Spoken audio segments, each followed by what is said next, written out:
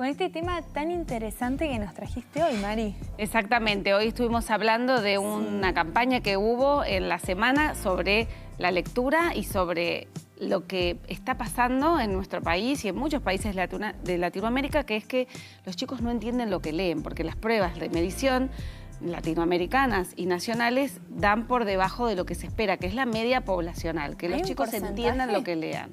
En realidad el porcentaje es bastante feo porque la medición dice que los chicos de tercer grado, 1 cada 2 no entiende lo que lee. Y eso es muy grave, es muy grave.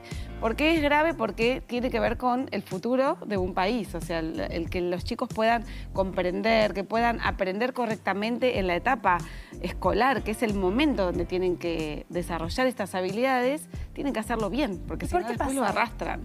Y tiene que ver con los métodos de enseñanza. Entonces, hoy vamos a retomar cuál es el mejor método para aprender a leer y escribir. A ver, ¿cuál es? ¿Y qué se espera en cada etapa? Porque cuando hablamos de aprendizaje, hablamos de etapas de aprendizaje. La primera etapa es el nivel inicial, la primera infancia.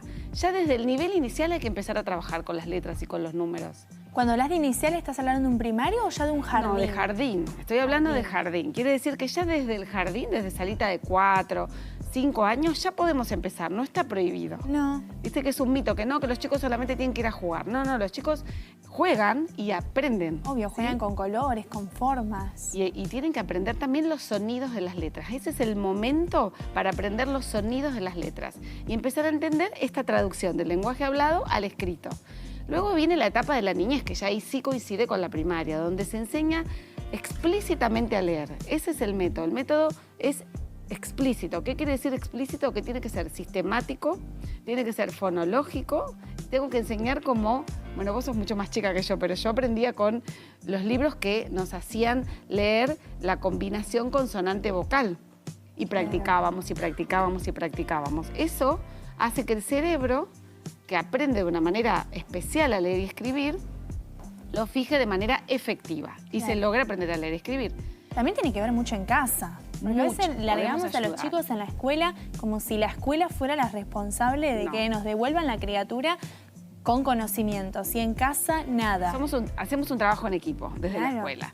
¿Qué se pretende después? Que ese chico ya en el nivel primario empiece a absorber información desde lo que pueda leer y pueda comprender. Por eso es tan importante comprender. Y en la adolescencia, cuando ya sale de la secundaria, tiene que tener una autonomía pero impecable. Tiene que tener algo que se llama fluidez lectora. ¿Qué es la fluidez lectora? Es la capacidad de poder leer rápidamente un texto, pero lo más importante no es solamente leerlo, sino extraer la información, comprender. Exactamente. Exactamente, saber leer un texto y después saber decirlo en palabras lo que acabo de leer. Claro, ¿y sabés cómo cómo es el cerebro para aprender a leer? ¿Cómo? Recicla áreas, porque no existe un área en el cerebro con la que nacemos para leer. Tenemos que estimularla. ¿Cómo la estimulamos? Con la enseñanza, ¿sí? Explícita. El chico no aprende solo.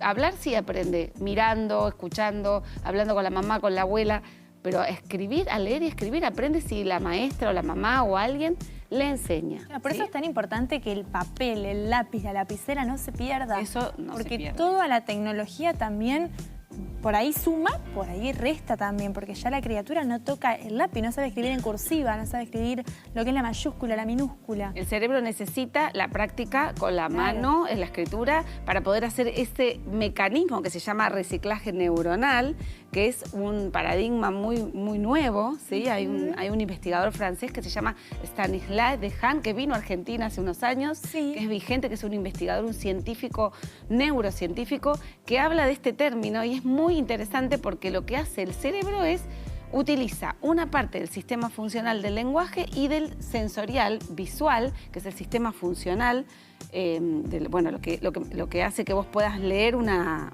letra y reconocerla, utiliza todos esos sistemas para crear el sistema de la lectura. Me encanta. Es algo muy novedoso. Vos además tenés un libro, ¿no, Mari? Tengo un par. ¿Y de qué se tratan? Y tenemos algunas actividades para también, por ahí, esto que hablamos antes, que es desarrollar la conciencia fonológica. Bien. ¿Cómo se hace? ¿Se puede hacer en casa? Claro que se puede hacer. Uno de los ejemplos, mira, lo más básico... Esta es parte de tu libro, ¿no? Esta es una parte de mi libro, pero lo más interesante es que las mamás, las abuelas, los hermanos y las maestras desde muy chiquititos jueguen con las rimas. Porque son sonoras, porque también las canciones tienen rimas y eso hace que se desarrolle esa habilidad fonológica que los prepara para aprender a leer y escribir cuando ya llegan a primer grado. Me encanta. Juegos donde tengan que unir sonidos, tengan que reconocer el sonido inicial de una palabra, eso se llama conciencia fonémica, ¿sí? Y después empezar a jugar. Si yo le saco por ejemplo, si yo le saco a mesa por ejemplo, en vez de decir mesa, te digo, sacale la última A y ponele una E. ¿Qué queda? Sacá la última, ¿cómo? Sí, es mesa. Me lo decimos rápido. O le saco la segunda. Mesa. En vez de la E le pongo la A. Masa. Queda masa, se transforma en otra palabra. Pero esos son juegos fonológicos. En vez de la M, le saco la M o le pongo la T. ¿Qué queda? Le saco la... En vez de mesa, sí, le pongo una T adelante, en vez de una M.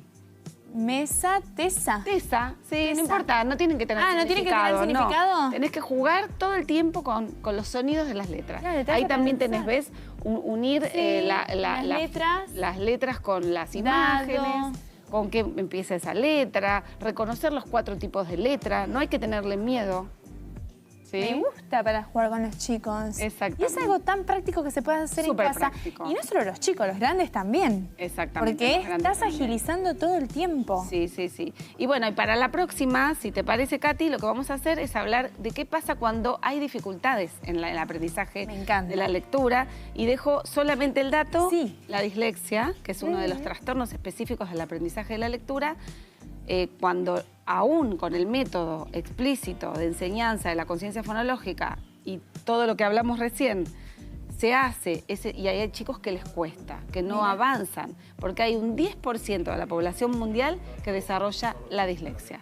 Lo dejo abierto para que lo sigamos hablando en otro encuentro. Sí, para que lo ampliemos porque es algo muy importante. Y como vos bien dijiste, es el futuro que tiene nuestro país y que tienen nuestros adolescentes que hoy son niños y que tienen que aprender aprendiendo jugando, que es una manera muy linda de aprender. Se puede aprender desde muy chiquititos.